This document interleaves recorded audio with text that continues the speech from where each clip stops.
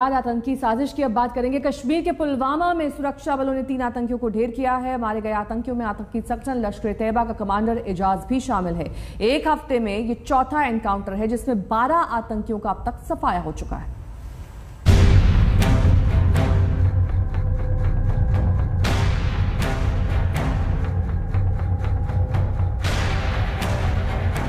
कश्मीर में आतंक पर वार।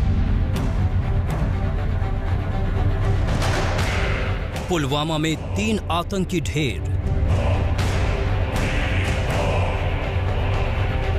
हफ्ते भर में 12 आतंकी साफ।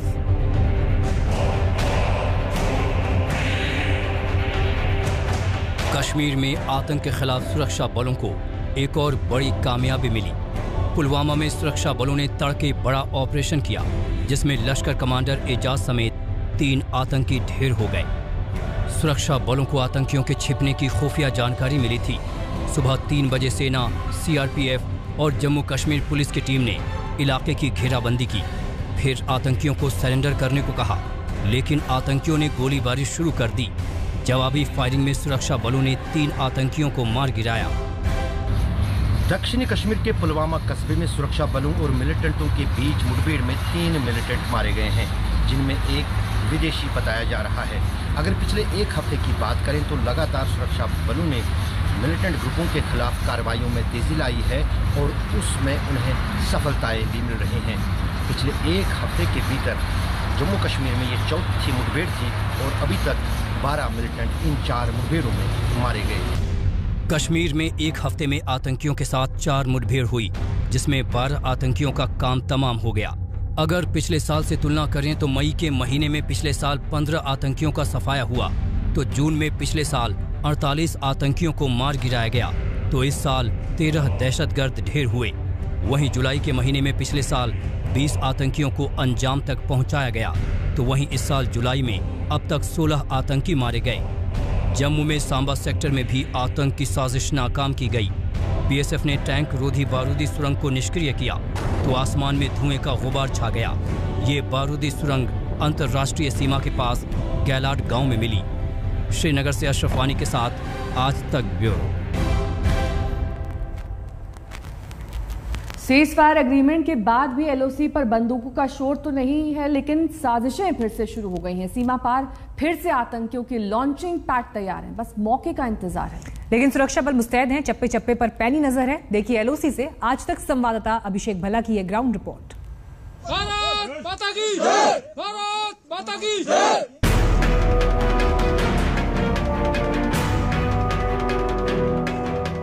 एलओसी पर बंदूकों का शोर थमा हुआ है। घरों में दुबके लोग खुले में सांस ले रहे हैं। दिल में सुकून है, चेहरे पे मुस्कुराहट लौट आई है। करीब 20 साल बाद एलओसी पर यह बदलाव आया है। 24 फरवरी को दोनों देशों में सीज फायर एग्रीमेंट हुआ, लेकिन पाकिस्तान पर भरोसा अब भी नहीं है। यही वजह है कि सेना मुस्तैद है।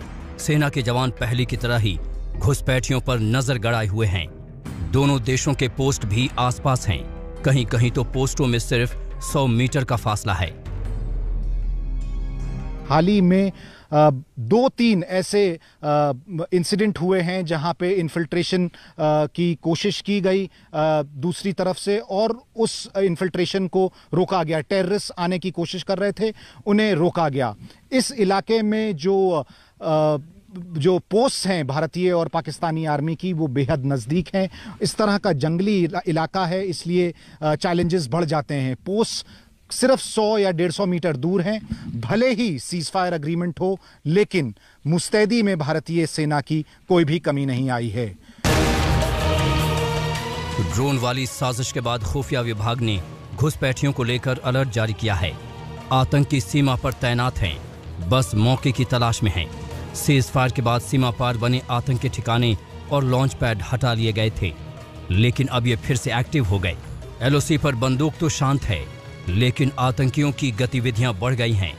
पिछले साल सीज फायर उल्लंघन के रिकॉर्ड मामले आए। 17 सालों में सबसे ज्यादा गोलीबारी हुई। पाकिस्तान ने 4700 बार सीज फायर तोड़ा। धारा 340 हटने के बाद गोलीबारी कुछ ज्यादा ही बढ़ी थी। फरवरी से सीजफायर एग्रीमेंट भारत और पाकिस्तान के बीच हुआ है और तब से काफी हद तक शांति बनी रही है लाइन ऑफ कंट्रोल पर। ना पाकिस्तान की तरफ से ना भारत की तरफ से फायरिंग हुई है या शेलिंग हुई है। हालांकि जिस इलाके में हम हैं यहां पर बहुत ज्यादा शेलिंग और फायरिंग हुआ करती थी, लेकिन भारतीय सेना के लिए इन्फिल्ट्रेशन को रोकना अभी भी एक बहुत बड़ा चैलेंज है, एक चुनौती है। और इस वक्त जो हम देख रहे हैं वो एक काउंटर इन्फिल्ट्रेशन पेट्रोल पार्टी है जो कि एक ड्रिल कर रही है, ये अपने आप को पूरी तरह से तैयार रखने के लिए कि कैसे इन्फिल्ट्रेशन को रोका जाए।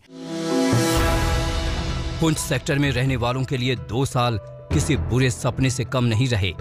आए दिन सीमा पार से गोलियां चलती रहती थी। कई लोग गोलियों के शिकार हुए, कई की जान गई, कई जख्मी हुए, कुछ के जख्म अब भी हरे हैं। 21 साल के शौकत मोहम्मद सेना के लिए पोर्टर्स का काम करने वाली टीम में थे। वो अपना एक पैर खो चुके हैं। उनके एक साथी की तो घुसपैठियों ने जान ही ले ली। 10 जनवरी 2020 को हम 10 पोर्टर फौज के साथ काम करते थे, जा रहे थे सुबह 8 बजे। तो वहाँ बैट एक्शन वाले बैठे हुए थे रास्ते में, उन्होंने हमारे ऊपर हमला किया जिसमें से 2 पोर्टर शहीद हो गए। तो मेरी टांग में उन्होंने गोली मार दी, मेरे को इंजर्ड कर दिया। एक बंदे की वहाँ से गर्दन काट के ले गए वो। तो उन्होंने हमारे साथ बहुत गलत किया। उसके बाद हमारी भारतीय सेना ने और हमारे जो पोर्टर थे उन्होंने उठाया, हमको वहाँ से लेके आए बॉर्डर से। तो बहुत मदद किया हमारी भारतीय सेना ने। क्या नसीम अख्तर और सफीना बी ने अपने पति को खो दिया। पाकिस्तान की गोली ने दोनों की जान ले ली। एक शख्स को तो 17 गोलियां लगी थीं। अब उनकी पत्नी किसी तरह बच्चे को पाल रही हैं। उस काम पर जा रहे थे, सामान उठा कर लेकर आगे बैठे हुए थे, उन्होंने मार दिए। सामान उठा के जा रहे थे तो उन्होंने बहुत जुल्म किया। छोटे छोटे बच्चे, इनको कौन सहारा देने वाला है रोजी पानी। उन्होंने पाकिस्तान वाला ने बहुत जुल्म किया, तो उनको बदला लेने को चाहिए। लोगों को नहीं पता कि ये शांति कब तक रहेगी, कब सीमा पार से गोलियां चलने लगे, भरोसा नहीं। इसलिए गांव वाले बंकर की मांग कर रहे हैं। लाइन ऑफ कंट्रोल से अभिषेक भल्ला, आज तक। इसी के साथ यहां रुकेंगे एक छोटे से ब्रेक के लिए। फौरन होंगे हाजिर कुछ और खबरों के साथ। देखते रहिए आज तक।